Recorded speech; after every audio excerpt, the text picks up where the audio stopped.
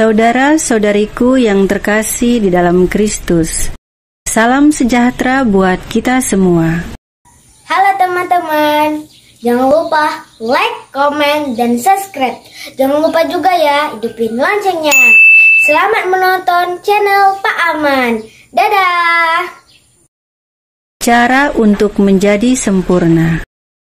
Seorang pemuda yang kaya raya datang bertanya kepada Yesus, apalagi yang harus diperbuatnya untuk memperoleh hidup yang kekal?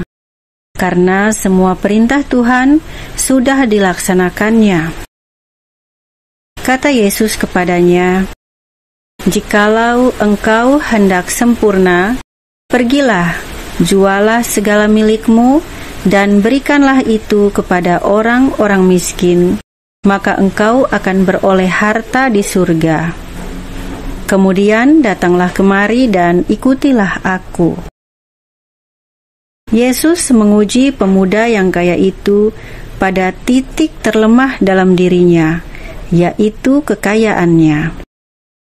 Pemuda itu tidak bersedia untuk mengutamakan Kristus lebih daripada hartanya.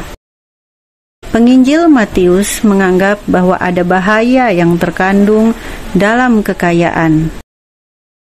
Pemuda yang kaya ini merasa bahwa dirinya telah hidup baik karena telah menjalankan 10 perintah Allah.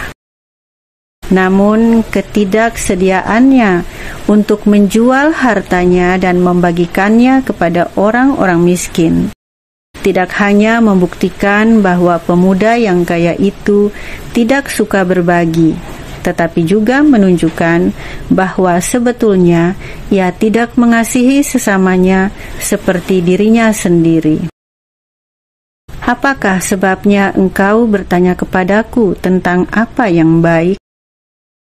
Pertanyaan Yesus ini adalah usaha Tuhan untuk menyadarkan pemuda itu karena telah merasa dirinya sudah benar, sekaligus memberi pelajaran kepada para murid.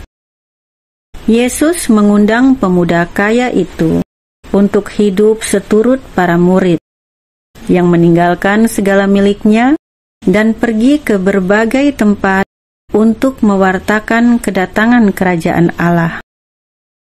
Namun, anak muda itu tidak mampu menerima ajakan Yesus. Dia baru mampu sampai di tahap menaati hukum.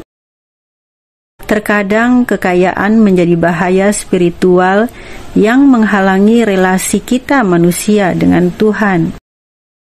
Penolakan pemuda yang kaya ini memberikan kesempatan pada Yesus untuk mengingatkan para murid betapa sulitnya bagi seorang kaya untuk memasuki kerajaan surga.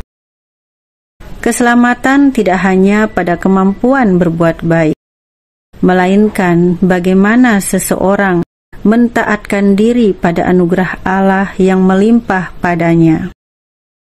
Ketika orang muda itu mendengar perkataan itu, pergilah ia dengan sedih sebab banyak hartanya.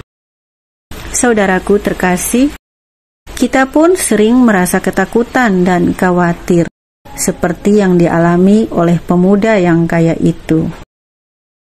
Kalau harta saya habis, bagaimana? Ini hasil kerja saya bertahun-tahun. Apakah harta ini cukup untuk memenuhi kebutuhan hidup saya, anak-anak saya, keluarga saya? Rasa khawatir inilah yang membuat kita menimbun harta dunia untuk jaminan hidup kita di masa depan.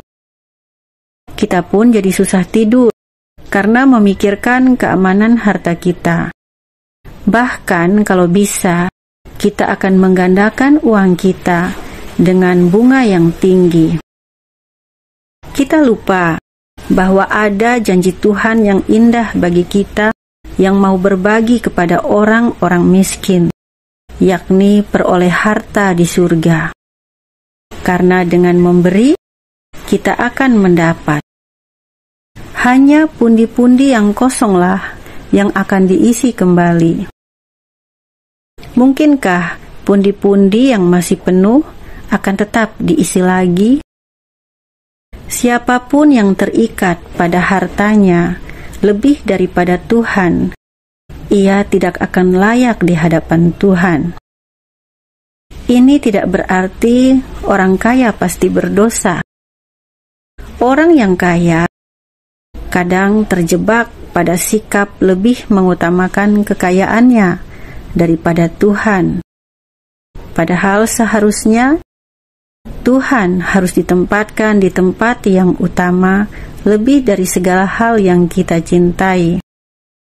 Ya Bapa yang empunya kerajaan Allah, tuntunlah kami untuk selalu melaksanakan dan mentaati perintah-Mu. Jadikanlah kami berkat bagi sesama kami atas berkat yang telah Kau berikan kepada kami. Demi kemuliaan nama Kristus Tuhan kami. Amin. Salam sehat. Tuhan memberkati.